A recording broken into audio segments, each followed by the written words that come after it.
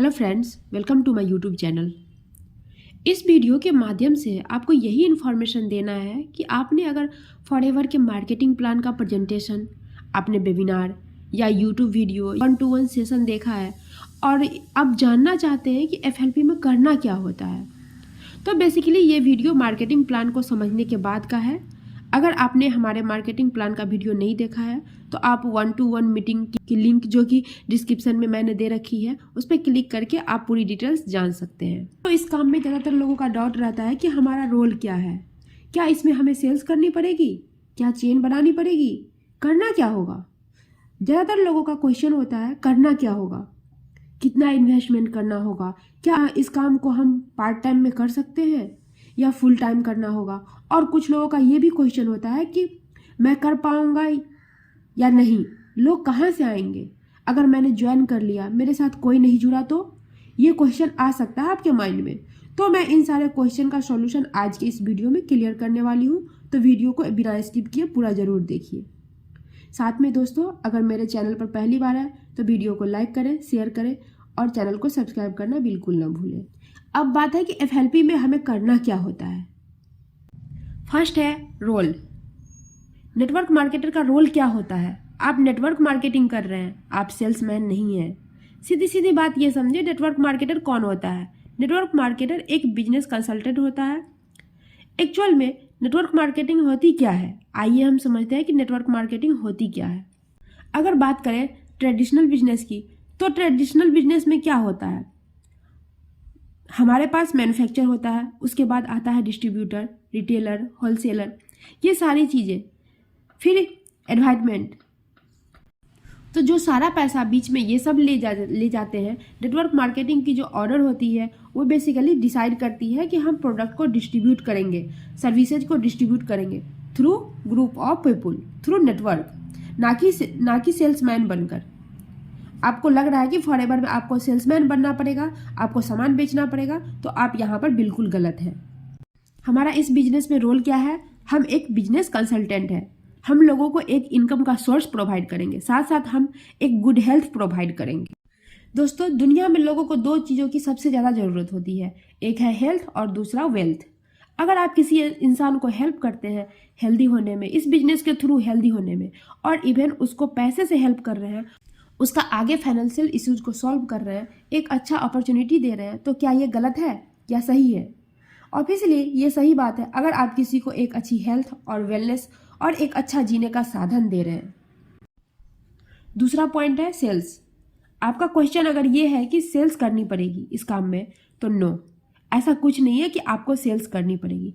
हाँ, इस काम में सेल्स इन्वॉल्व है, बेचना तो पड़ेगा पर सेल्समैन बन के नहीं। एक लेवल तक जो हमारा बिजनेस लेवल है, जो हमारी मार्केटिंग प्लान में जो हमारा लेवल है, उसको अचीव करने के लिए लाइफ में आपको एक बार रिकमेंडेशन करनी पड़ेगी। मीन्स जैसे कि आप नॉर्मल फ़ोन पर किसी को इनवाइट कर रहे हैं, कॉल कर रहे हैं या कोई सलाह या राय देते हैं, उस तरह आपको करना है जस्ट एक बार। कई लोगों को प्रॉब्लम होती है कि सेल्स करनी पड़ेगी। अगर आप लाइफ में आए हैं तो आपको सेल्स करके ही जाना पड़ेगा। अब आप बोलेंगे वो कैसे।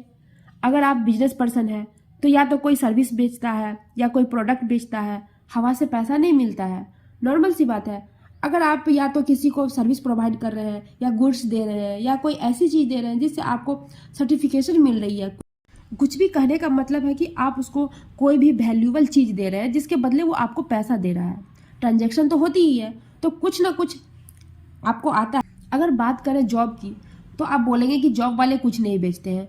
तो मैं आपसे पूछती हूँ कि जिस कंपनी में आप काम कर रहे हैं, क्या वहाँ पर कुछ सेल्स नहीं होती है, क्या वहाँ पर सर्विसेज नहीं बिक रही है, क्या वहाँ पर कोई प्रोडक्ट्स नहीं बिक रही है, जरूर बिक रहा है। तो सेल्स तो हर जगह होती है, ऐसा कुछ नहीं है कि सेल्स के बिना कोई काम हो जाता है। चेन बनाने का सिस्टम। अब किसी को ये भी प्रॉब्लम होती है कि शायद इसमें चेन बनाने पड़ते हैं, बंदे जोड़ने पड़ते हैं। तो दोस्तों, ऐसा कोई बिजनेस है जहाँ पर चेन नहीं होती है। अगर आप कोई बिजनेस कर रहे हैं तो क्या बिना लोगों के वहाँ पे कोई इनकम आ सकती है।